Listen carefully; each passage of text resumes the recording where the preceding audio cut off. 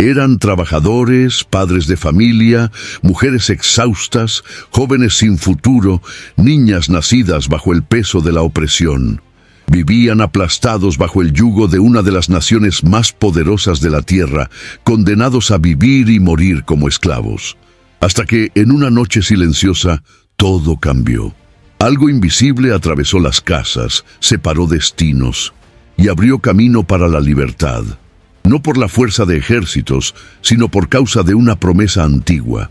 Un hombre desacreditado, un bastón común y una fe que nadie sabía que existía fueron los instrumentos que Dios eligió para confrontar imperios, romper el mar y dar inicio a una jornada que jamás sería olvidada. Y si historias como esa te hacen ver la Biblia con nuevos ojos, ya inscríbete aquí en el canal, porque hay muchas cosas aún por ser reveladas y no querrás perderte. Durante siglos, los descendientes de Jacob crecieron en número dentro de las fronteras de Egipto. Aquella gente que fue acogida en los tiempos de José, ahora vivía oprimida bajo el peso de una esclavitud implacable. Los egipcios temían la fuerza numérica de los hebreos y para controlarlos impusieron trabajos forzados, crueldades y castigos cada vez más pesados. El texto en Éxodo capítulo 1, del versículo 11 al 14, muestra cómo los israelitas eran tratados con amargura, como si fueran simples herramientas en manos de sus opresores. Pero incluso bajo azotes y humillaciones, algo pulsaba en el íntimo de aquella nación, la esperanza en un Dios que no olvida sus promesas. A medida que el dolor se intensificaba, las oraciones se volvían más constantes. Gritos silenciosos rasgaban los cielos. Clamores no solo por alivio, sino por justicia, por liberación, por una señal de que Dios aún los veía. Éxodo capítulo 2, versículo 23, declara que ese clamor llegó hasta el trono divino. Y es en ese momento que la narrativa cambia de tono. El dolor de los hebreos ya no era solo un eco en los campos de trabajo, sino que ahora formaba parte del plan de redención que estaba a punto de ser activado. El sufrimiento que parecía ignorado se convertiría en el punto de partida de uno de los mayores milagros jamás registrados en la historia de la humanidad. Lo que pocos perciben es que ese intervalo entre el sufrimiento y la respuesta divina revela mucho sobre el carácter de Dios. Él no actúa según nuestra prisa, sino según el tiempo exacto en que su gloria será plenamente manifiesta. El silencio de Dios no significaba abandono, sino preparación. En los bastidores del palacio egipcio y en las tierras del desierto, engranajes estaban siendo movidos para que, cuando llegara el momento correcto, nada pudiera impedir la liberación. La historia nos invita a reflexionar sobre cómo lidiamos con los períodos en que parece que Dios no está escuchando. ¿Cuántas veces confundimos demora con indiferencia? La jornada de los hebreos nos enseña que incluso el silencio tiene un propósito y que el dolor puede ser el preludio de la liberación. Cada lágrima derramada en anonimato era contada por un Dios que observa, escucha y actúa con perfección. Sin aviso, sin anuncio y sin señal visible, la respuesta comenzó a formarse de manera inesperada. No a través de un guerrero con espada o de una revuelta organizada, sino a través del nacimiento de un niño hebreo, escondido entre juncos a orillas del río. El clamor de los hebreos había sido oído, y Dios, fiel al pacto hecho con Abraham, se preparaba para cumplir cada promesa con mano poderosa. En la secuela de esta historia grandiosa surge Moisés, un bebé hebreo nacido en un tiempo en que niños como él estaban condenados a muerte. Faraón había decretado el exterminio de los recién nacidos del pueblo hebreo como intento de controlar su multiplicación. Pero Dios, en su soberanía, orquestó un plan improbable. Aquel que debía ser muerto se convirtió en hijo de la hija de Faraón. Criado con todos los privilegios de la realeza egipcia, Moisés creció entre columnas de oro y paredes adornadas, recibiendo la mejor educación y viviendo bajo las miradas de la élite. A pesar de la apariencia egipcia y del lujo a su alrededor, Moisés nunca olvidó sus raíces. Éxodo capítulo 2, versículo 11, muestra que ya adulto visitó a sus hermanos hebreos y vio con sus propios ojos su sufrimiento. La indignación lo consumió cuando presenció a un egipcio golpeando a uno de sus compatriotas y en un acto impulsivo mató al agresor. A partir de ahí, su vida cambió drásticamente. El príncipe se convirtió en fugitivo. La gloria se convirtió en polvo.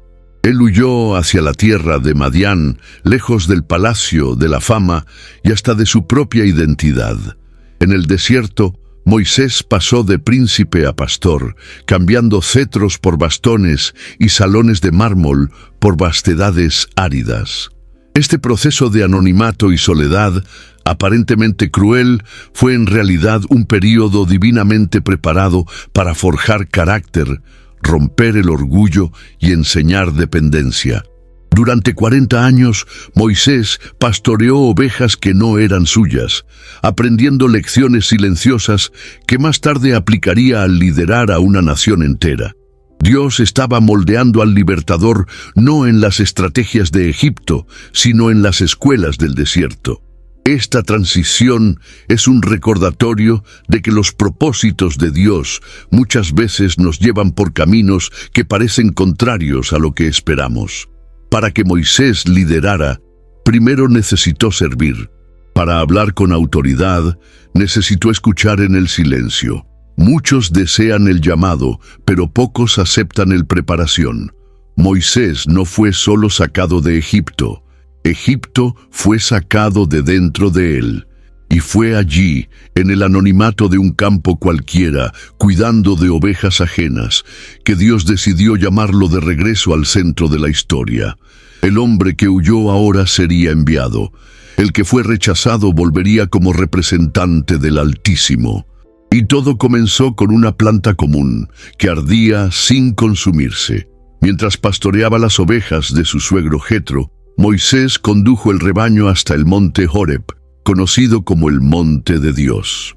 Lo que debería ser solo un día común, se convirtió en un encuentro que cambiaría el curso de la historia.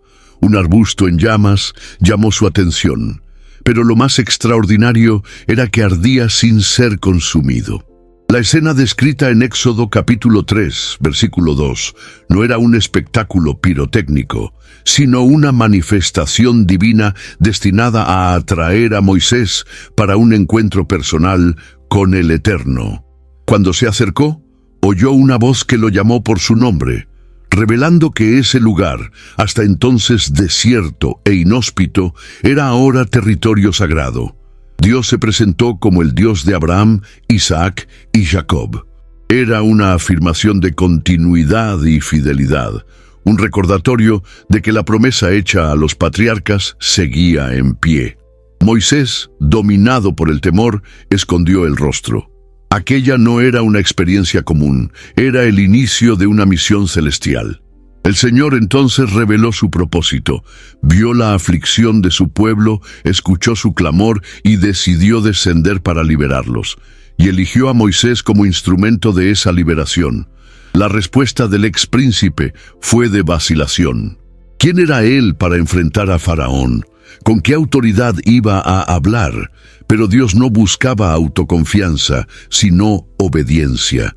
Él prometió estar con Moisés, dándole señales, palabras y respaldo divino.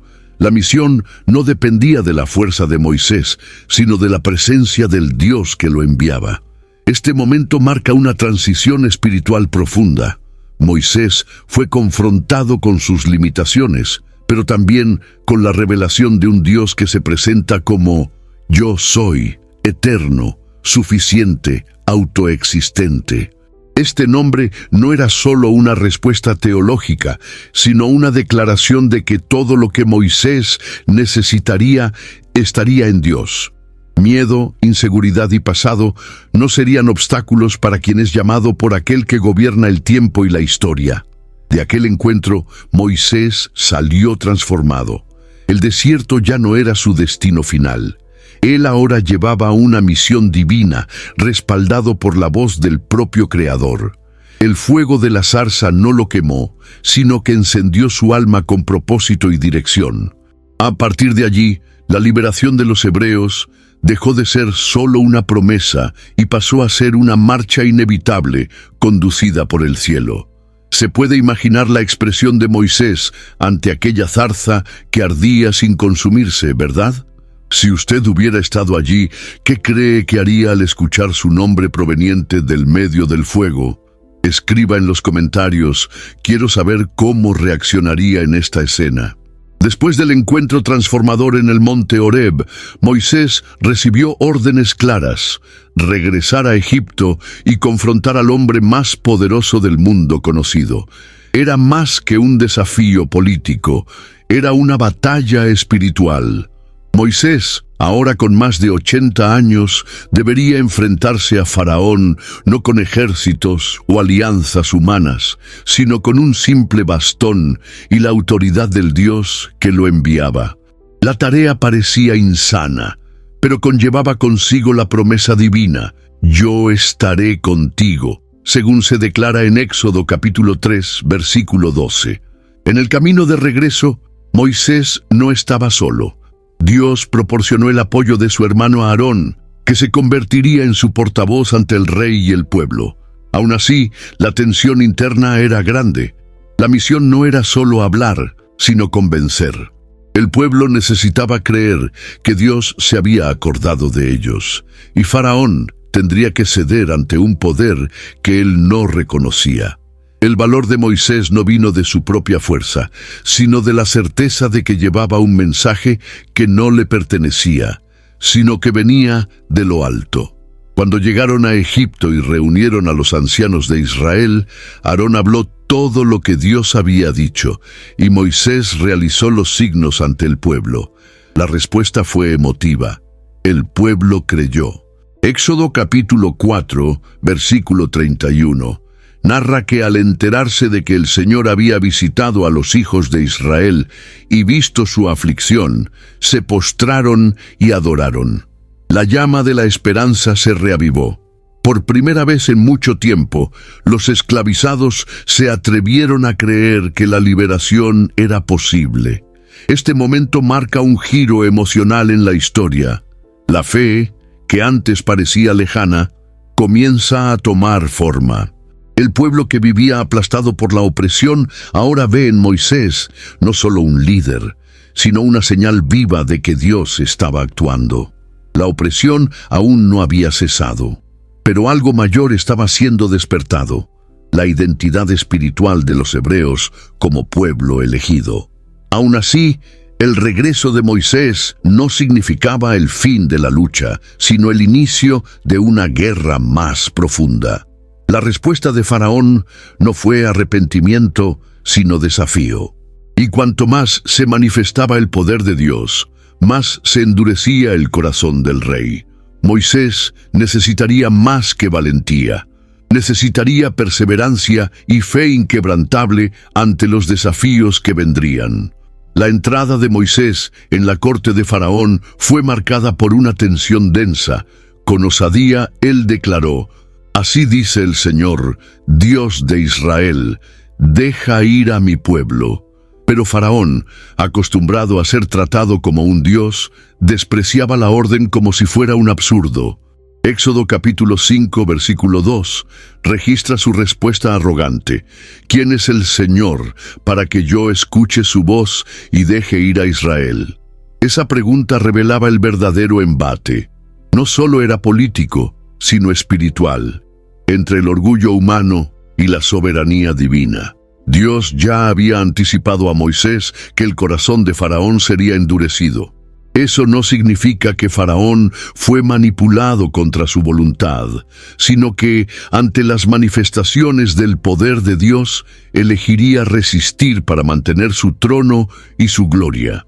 La dureza de corazón fue resultado de la vanidad alimentada por años de adoración de los egipcios. Él se veía como un ser supremo, y admitir un Dios mayor que él sería destruir su propia imagen ante el pueblo. La reacción de Faraón fue inmediata y cruel. Mandó aumentar la carga de trabajo de los hebreos, exigiendo que produjeran la misma cantidad de ladrillos sin proporcionar paja. La esclavitud se intensificó y el pueblo comenzó a dudar de la misión de Moisés. Fue un golpe emocional profundo. ¿Cómo confiar en una liberación que parecía empeorar todo? Moisés, abatido, cuestionó al Señor: ¿por qué afligiste a este pueblo? La respuesta divina no fue una explicación, sino una reafirmación de propósito. Ahora verás lo que he de hacer a Faraón, conforme Éxodo capítulo 6, versículo 1. El proceso de endurecimiento del corazón de Faraón nos enseña cómo el orgullo puede cegar el alma y distorsionar la percepción de la realidad. Incluso ante la verdad, eligió resistir, revelando que milagros no convencen corazones orgullosos. El verdadero cambio solo ocurre cuando hay humildad ante Dios. Faraón tuvo innumerables oportunidades de someterse, pero eligió exaltarse, y eso lo llevó al colapso. Esta parte de la narrativa es una advertencia poderosa. El enfrentamiento entre Moisés y Faraón no es solo histórico, sino simbólico. Hay un Faraón dentro de cada uno de nosotros, una voz que resiste al llamado de Dios en nombre del control, de la apariencia o del miedo. Y como veremos a continuación, Dios sabe exactamente cómo romper cada una de esas resistencias. Lo que parecía ser solo una disputa entre Moisés y Faraón reveló una exposición pública de la autoridad suprema de Dios. Cada una de las 10 plagas lanzadas sobre Egipto no fue solo un castigo, sino una afrenta directa a los dioses egipcios, demostrando que el Señor era el verdadero gobernante sobre la naturaleza, la salud, la vida y la muerte. La primera plaga, por ejemplo, transformando el Nilo en sangre, confrontaba directamente al dios Hapi, el protector de las aguas de Egipto. Éxodo capítulo 7, versículo 20, describe este milagro inicial que manchó de sangre el corazón de la civilización egipcia. A medida que las plagas se intensificaban, ranas, piojos, moscas, peste en los animales, llagas, granizo, langostas, tinieblas y por fin, la muerte de los primogénitos. Dios estaba desmantelando el sistema espiritual que sostenía el orgullo de Egipto.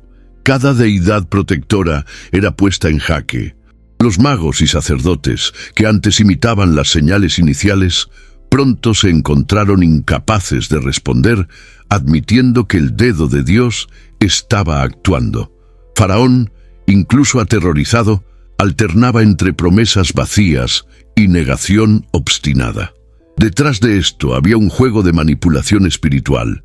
Él intentaba regatear con Moisés, proponiendo concesiones parciales, dejar al pueblo adorar, pero no salir muy lejos, ir, pero sin llevar a los niños, ir, pero sin el ganado. Pero Moisés, instruido por Dios, no aceptó negociaciones con el enemigo. La orden divina era clara: todo el pueblo saldría con todo lo que poseían. No habría acuerdos con la esclavitud. Cada plaga era también una lección para Israel. El pueblo hebreo, que durante tanto tiempo convivió con la cultura egipcia, necesitaba ver que los dioses de aquel imperio eran impotentes ante el Dios de sus padres. Las plagas no solo quebraron a Egipto, sino que fortalecieron la fe de Israel en su verdadero Señor. Dios estaba revelando que no solo era libertador, sino también juez, y que nadie puede resistir su mano extendida. Cuando la última plaga fue anunciada, la muerte de los primogénitos, Egipto entró en colapso. Lo que comenzó como resistencia se convirtió en desesperación. El clamor que antes venía de los esclavos ahora resonaba en los palacios. Y en ese giro dramático, Dios mostraba que su poder no conoce límites y su justicia no falla. Cuando Dios anunció que la 10ª plaga caerá sobre Egipto, el ambiente espiritual se volvió denso. El juicio final vendría en silencio durante la noche, silencioso e implacable. La muerte de todos los primogénitos, desde el hijo de Faraón hasta el del sirviente más humilde, marcaría el apogeo de la intervención divina. Sin embargo, para el pueblo de Israel, aquella noche sería no solo una liberación, sino el nacimiento de una nueva identidad. Dios instituyó la Pascua como un memorial eterno, un rito sagrado que apuntaba hacia la redención y la liberación. Éxodo capítulo 12, versículo 27, resume con claridad. Es el sacrificio de la Pascua al Señor, que pasó sobre las casas de los hijos de Israel en Egipto, cuando hirió a los egipcios y libró nuestras casas. Cada familia hebrea debía elegir un cordero sin defecto, sacrificarlo y marcar los umbrales de las puertas con su sangre. Esta marca sería la señal para que el ángel de la muerte pasara por encima de las casas de los israelitas. Más que un gesto simbólico, este acto era un ejercicio de fe. Era necesario confiar en que la sangre protegería. Era preciso obedecer con precisión. La salvación no dependía de méritos, sino de la obediencia a lo que Dios había ordenado. Allí, por primera vez, el pueblo entendía que la sangre inocente tenía el poder de librar de la condenación. Esa noche, todo Egipto despertó en llanto. El llanto invadió los palacios y las chozas. Ninguna casa egipcia escapó del juicio. Faraón, que había resistido durante tanto tiempo, fue finalmente quebrado. Su propio primogénito había muerto. Fue él mismo quien mandó llamar a Moisés y a Aarón, y con voz temblorosa ordenó que salieran llevando con ellos todo lo que tenían. La esclavitud milenaria había sido deshecha, pero no por espadas o ejércitos. La liberación vino por la sangre y la obediencia a un Dios que cumple su palabra. Mientras Egipto lloraba, Israel se preparaba. Dios los orientó a comer la cena apresuradamente, con sandalias en los pies y bastones en las manos, listos para partir. Era el comienzo de un viaje y no había tiempo para mirar hacia atrás. La salida de Egipto no era solo geográfica, sino espiritual. A cada paso dejaban atrás una historia de opresión para entrar en un nuevo capítulo de alianza con el Altísimo. Y en aquella madrugada cargada de emoción, el pueblo partió. El silencio de la noche fue roto por el movimiento de miles de personas dejando la tierra de la esclavitud. La libertad había llegado, no por la fuerza de los hombres, sino por la fidelidad de un Dios que no olvida su promesa. Egipto despertó devastado, pero Israel despertaba a la libertad. La escena era indescriptible. Hombres, mujeres, niños y ancianos caminando con pasos apresurados, cargando sus provisiones, utensilios y el peso de generaciones de esclavitud finalmente rotas. Era el cumplimiento de la promesa hecha a Abraham siglos antes. Éxodo capítulo 12, versículo 51, revela que fue exactamente aquel mismo día que el Señor sacó a los hijos de Israel de Egipto, organizados como un ejército. El pueblo partió no como fugitivo, sino como vencedor.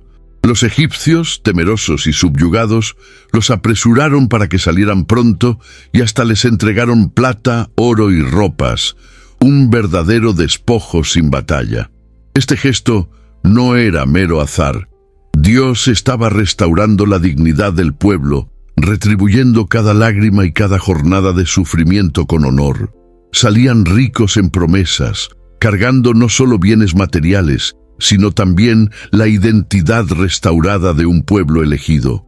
Aquella caminata fue marcada por emociones intensas. Había alegría, alivio y una cierta dosis de incredulidad. Después de tanto tiempo, finalmente estaban libres. No había más azotes ni órdenes crueles.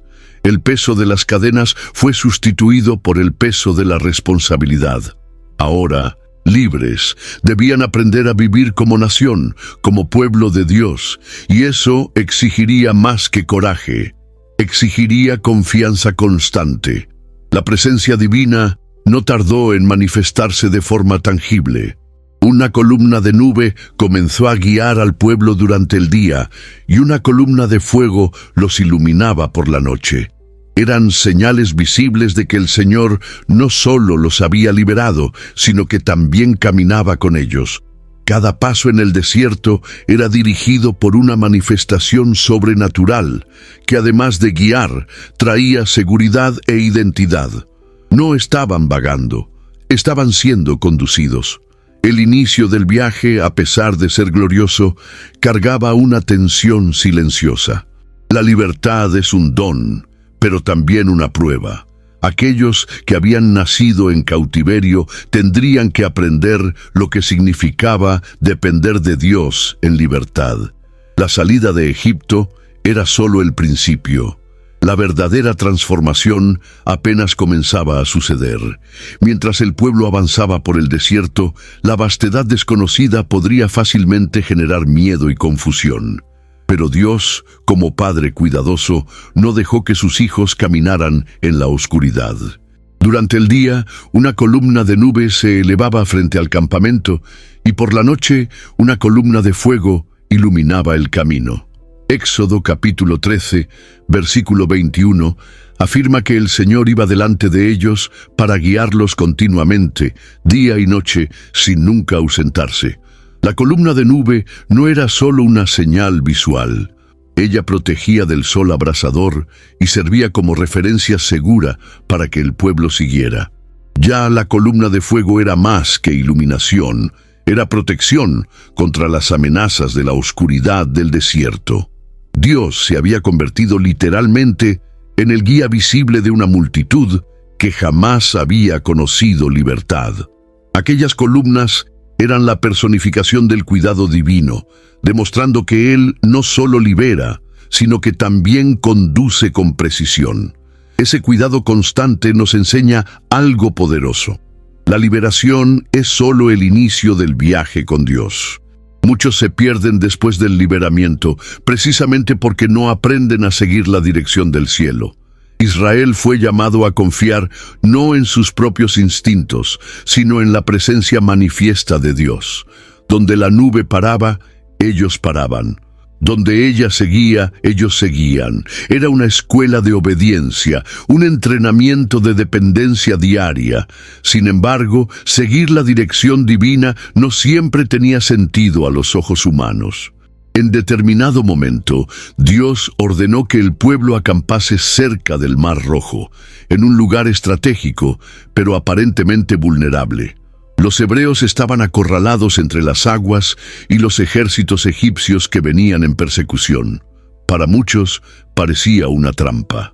Pero el Señor no los había llevado allí para destruirlos, sino para revelar su poder de manera aún más grandiosa. La columna de nube y fuego nos recuerda que la presencia de Dios nunca falla. Incluso cuando el camino parece incierto o aterrador, Él continúa adelante, abriendo senderos donde no hay camino. El caos del desierto no impidió el cuidado divino. Por el contrario, fue el escenario perfecto para que el cielo se manifestara de forma inconfundible. Poco tiempo después de la liberación, los hijos de Israel se encontraron en una situación aterradora.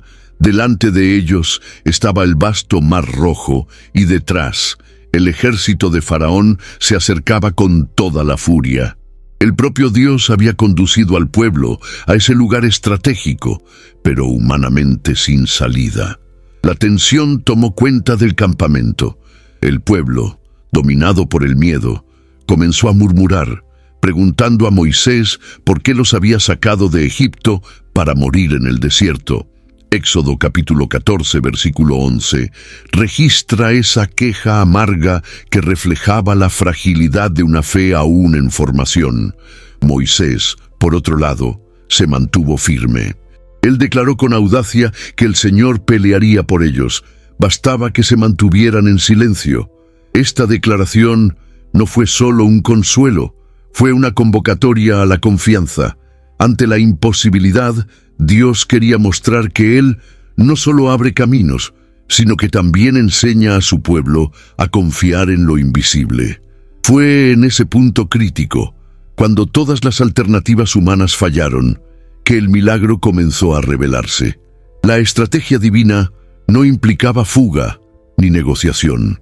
El Señor ordenó a Moisés que levantara el bastón sobre el mar, y las aguas se abrieron con un viento fuerte viniendo del oriente.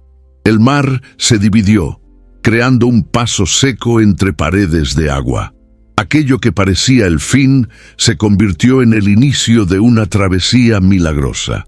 La naturaleza, sumisa al mando del Creador, abrió camino para su pueblo. Lo imposible sucedió ante miles de testigos. La enseñanza de este momento es profunda. Dios conduce a su pueblo a situaciones en las que solo Él puede operar, para que la gloria sea incontestable. El mar no se abrió cuando el pueblo aún estaba lejos. Se abrió delante de sus ojos, cuando el peligro era inminente. Esta lección resuena a través de los siglos. Dios actúa en el tiempo correcto, ni antes ni después.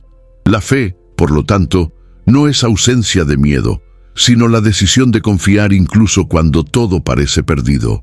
El pueblo que antes temía ahora caminaba entre las aguas con pasos apresurados, pero con los ojos fijos en la columna de fuego que los guiaba. Y mientras atravesaban, el milagro se sostenía. Cada paso era una declaración silenciosa de fe en un Dios que una vez más se revelaba fiel. La travesía del Mar Rojo fue más que un espectáculo, fue una declaración celestial. Cuando Moisés extendió su mano y el mar se abrió con un fuerte viento durante toda la noche, un camino seguro surgió donde antes había solo agua y muerte.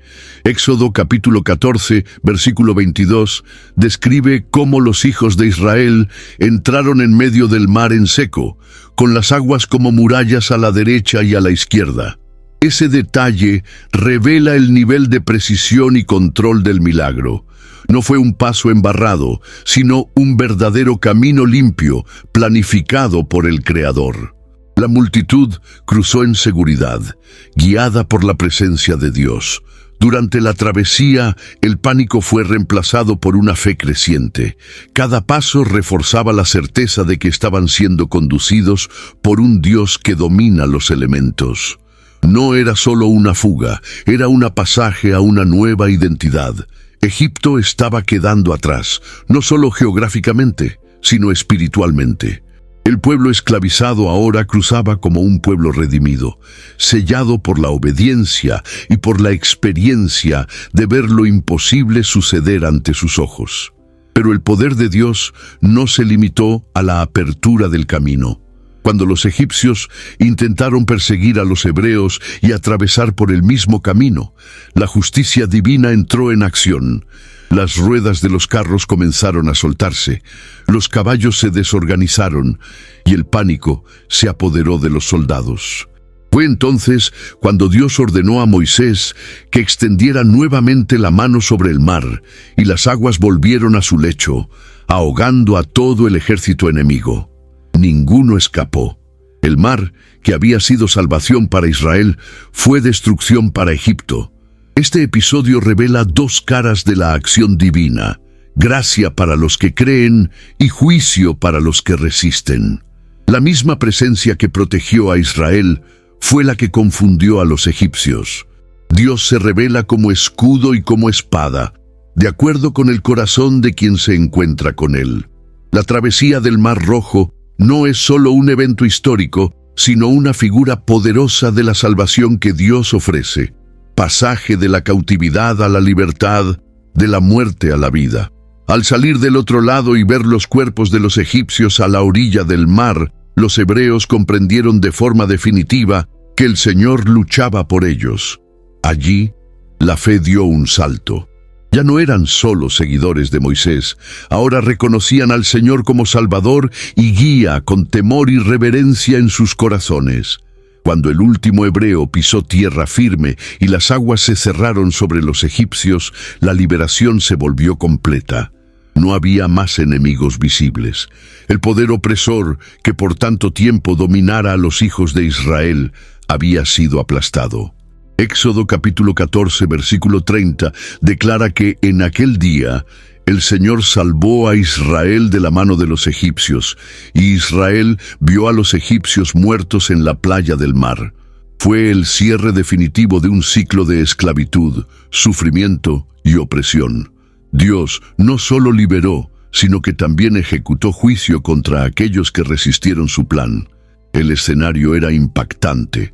El pueblo que tantas veces dudó y murmuró, ahora contemplaba el resultado de la acción soberana de Dios. No fue la fuerza de Moisés, ni la estrategia de fuga lo que los salvó. Fue la mano del Señor. Ese momento marcó profundamente el alma de aquella nación. El temor de Dios se apoderó del pueblo, no como miedo paralizante, sino como reverencia ante un poder que excede todo entendimiento humano. Vieron con sus propios ojos que el Dios de sus padres era real, poderoso y fiel. La justicia divina, a diferencia de la venganza humana, es precisa, justa y completa. Faraón tuvo innumerables oportunidades de arrepentirse, de reconocer al Señor, de liberar al pueblo de forma voluntaria, pero resistió hasta el final, y por eso cosechó las consecuencias de su obstinación. Este episodio nos enseña que Dios da oportunidades, pero también establece límites. Su misericordia es abundante, pero su justicia no falla. La caída de los egipcios es un testimonio de la seriedad con que Dios trata el pecado y la opresión. Más que liberación física, Israel recibió una enseñanza profunda sobre el carácter de Dios. Él es el Dios que escucha el clamor de los afligidos, que levanta libertadores improbables y que ejecuta sus planes con precisión. Ninguna fuerza en la tierra es capaz de resistir su propósito. Cuando Dios decide liberar, ninguna muralla, ejército o decreto humano puede impedirlo. Los hebreos ahora tenían pruebas incontrovertibles de que no estaban solos. La travesía del Mar Rojo fue el hito de la nueva historia de Israel. Aquellas aguas que sepultaron a sus enemigos se convirtieron en el símbolo del nacimiento de una nación libre, conducida no por reyes humanos, sino por el propio Dios. Era el comienzo de una caminata repleta de desafíos, pero marcada por la certeza de que el Señor caminaba al frente. Después de presenciar la destrucción del ejército egipcio y la salvación divina en el Mar Rojo, el pueblo de Israel respondió de la manera más poderosa posible, con adoración. Moisés, el líder tímido que dudó al principio de la misión, ahora se levanta como poeta y profeta para entonar un cántico de exaltación. Éxodo capítulo 15, versículo 1, inicia con sus palabras: «Cantaré al Señor porque triunfó gloriosamente, lanzó en el mar el caballo y su jinete». No era solo una canción, era la consagración de una nueva identidad nacional bajo el gobierno de Dios. Este cántico no fue escrito en un momento de ocio, sino en el calor de la emoción, como una respuesta inmediata a la intervención divina. Destaca no solo el libramiento físico, sino que exalta el carácter de Dios, guerrero, poderoso, fiel y lleno de gloria. Cada estrofa del cántico tiene un valor teológico y espiritual profundo. Moisés reconoce que fue el brazo derecho del Señor, y no la habilidad humana que derrotó a los enemigos. La música se convierte entonces en un testimonio que sería transmitido de generación en generación. Miriam, hermana de Moisés, toma el pandero y, liderando a otras mujeres, se une a la celebración. Este momento revela la fuerza de la adoración comunitaria, donde hombres y mujeres, jóvenes y ancianos, todos se juntan para glorificar al Señor. El pueblo que antes murmuraba ahora canta. Aquellos que dudaban ahora reconocen. Es el poder de la experiencia con Dios. Transforma escépticos en adoradores y temerosos en proclamadores de la fe. Más que gratitud, el cántico es una declaración profética. Moisés afirma que los pueblos escucharán y temerán, que las naciones temblarán ante la noticia de lo que Dios hizo con Egipto. Este himno anticipa el impacto global de los hechos del Señor. No fue solo una victoria local, sino una demostración de la soberanía divina que repercutiría en todo el mundo conocido en la época. La música, como instrumento espiritual, selló lo que los ojos habían visto. El mar se había cerrado sobre los enemigos, pero el cántico abrió los cielos en celebración. La memoria del pueblo fue marcada no solo por la imagen de las aguas, sino por la melodía de la fe. Era la canción de los que habían cruzado lo imposible, no por mérito, sino por la mano invencible del Dios de Israel. Poco después de la celebración, el pueblo de Israel se enfrentó a la primera gran prueba en el desierto, la sed. Caminaron 3 días sin encontrar agua, hasta que llegaron a un lugar llamado Mara. Allí, las aguas eran amargas e imposibles de beber. La reacción fue inmediata. Murmuraron contra Moisés, olvidando rápidamente la grandiosidad del libramiento que habían experimentado. Éxodo capítulo 15, versículo 24, registra la queja del pueblo. ¿Qué hemos de beber? Una vez más, la fe fue puesta a prueba. Moisés clamó al Señor, y Dios le mostró un leño que al ser lanzado en las aguas las volvió dulces. Este milagro, simple a los ojos humanos, fue una lección profunda. El leño apuntaba al principio de que es Dios quien transforma la amargura de la vida en fuente de provisión. Lo que parecía inviable se volvió útil con un toque divino. La lección era clara. El desierto estaría lleno de pruebas, pero Dios estaría presente para satisfacer todas las necesidades. Poco después, el pueblo llegó a Elim, donde había 12 fuentes de agua y 70 palmeras. Era un verdadero oasis en medio de la escasez. Dios, una vez más, reveló su carácter. Él no solo provee en el límite, sino que también da descanso. Mara fue el lugar de la prueba. Elim, el lugar del consuelo.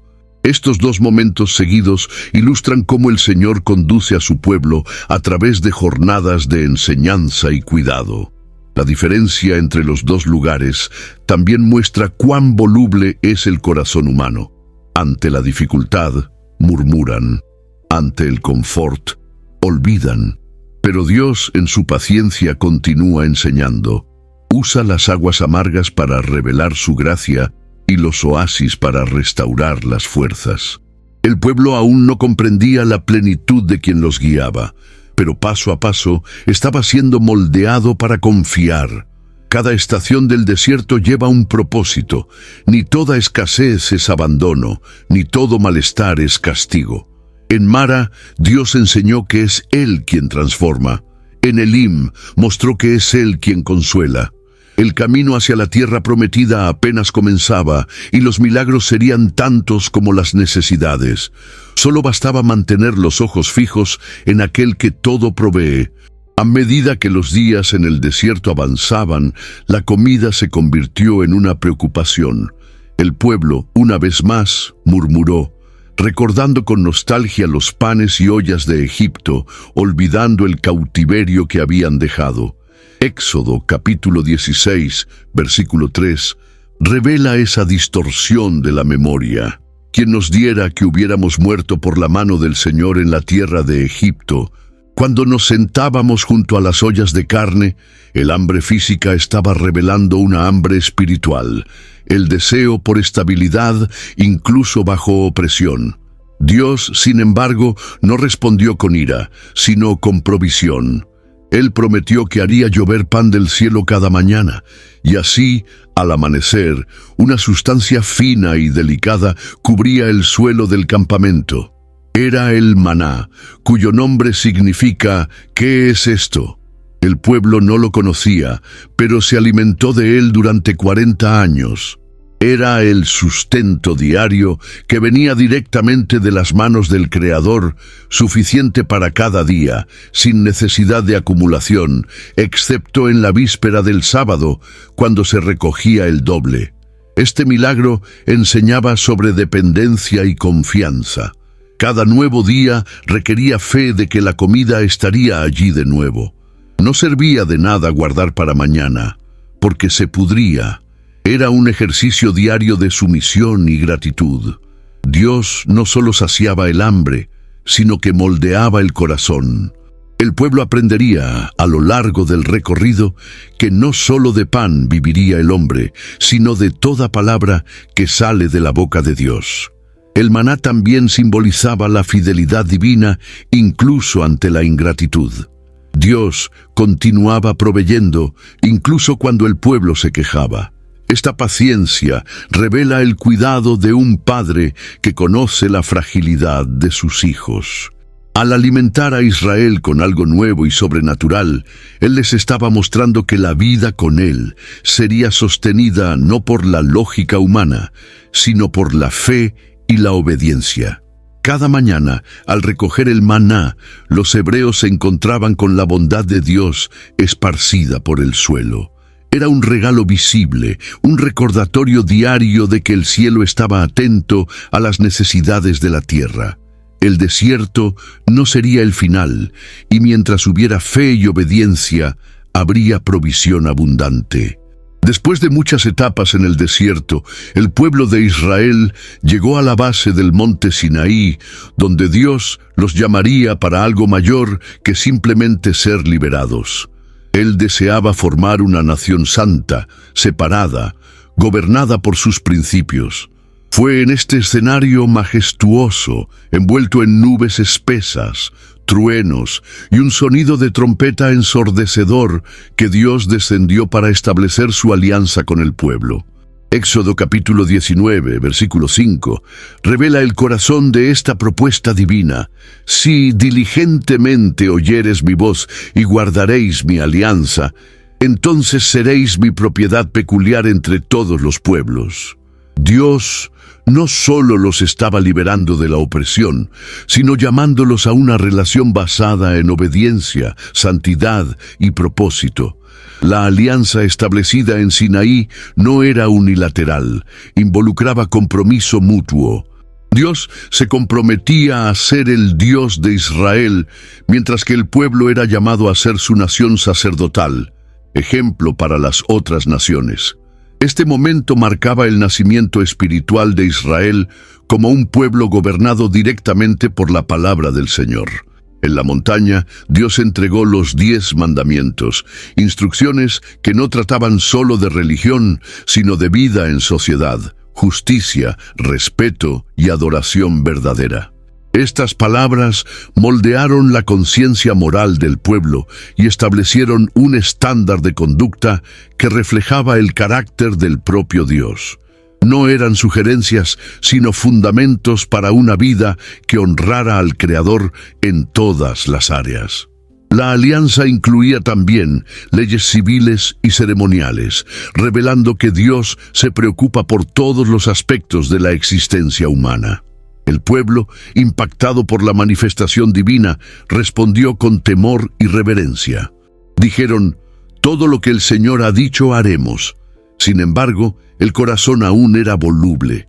El compromiso verbal no siempre se traduciría en fidelidad práctica.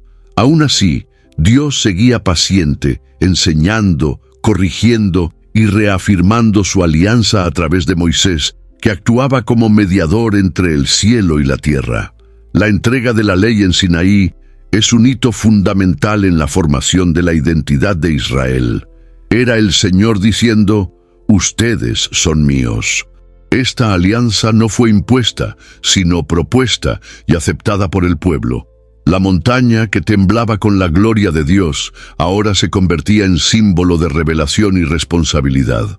A partir de allí, Israel no caminaba solo como un grupo de exesclavos, sino como el pueblo de la alianza, portadores de la palabra y del propósito eterno. Mientras Moisés permanecía en el monte Sinaí recibiendo las instrucciones de la alianza, el pueblo, allá abajo, se inquietaba por su demora.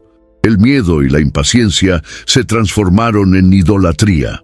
Liderados por Aarón, moldearon un becerro de oro y proclamaron: «Este es tu Dios, oh Israel, que te sacó de la tierra de Egipto». Éxodo capítulo 32, versículo 4, muestra cómo rápidamente abandonaron la gloria del Dios invisible para postrarse ante una imagen creada por sus propias manos. Fue una traición espiritual en plena luna de miel de la alianza. La ironía de este episodio es profunda.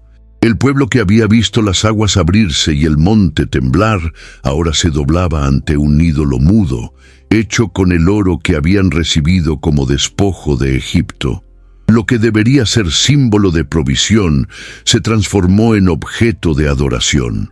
Era como si quisieran un Dios bajo su control, una divinidad visible y manipulable, algo mucho más cómodo que la santidad exigente del Dios verdadero.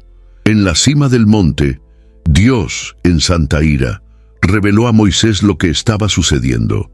Amenazó con destruir al pueblo y comenzar de nuevo con Moisés. El intercesor, sin embargo, se colocó en la brecha, implorando por la misericordia divina.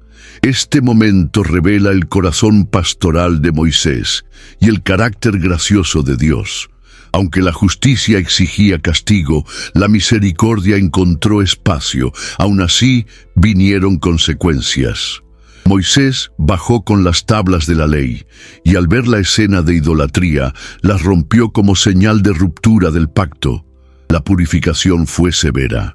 3,000 hombres murieron aquel día, y una plaga alcanzó el campamento.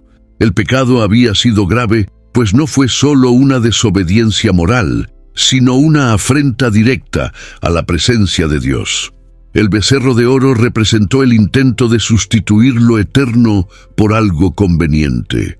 Fue un recordatorio amargo de que la idolatría no comienza con estatuas, sino con deseos desalineados con la voluntad divina.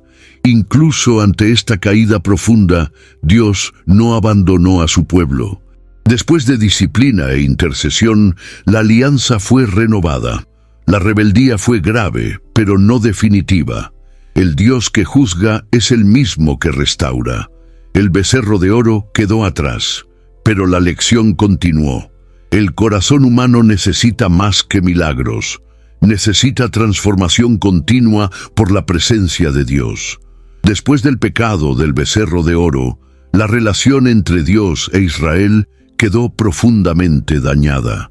Moisés volvió a interceder con intensidad, pidiendo no solo perdón, sino algo aún más crucial, que la presencia del Señor continuara con ellos en el camino.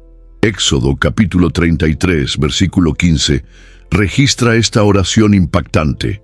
Si tu presencia no va con nosotros, no nos hagas subir de aquí.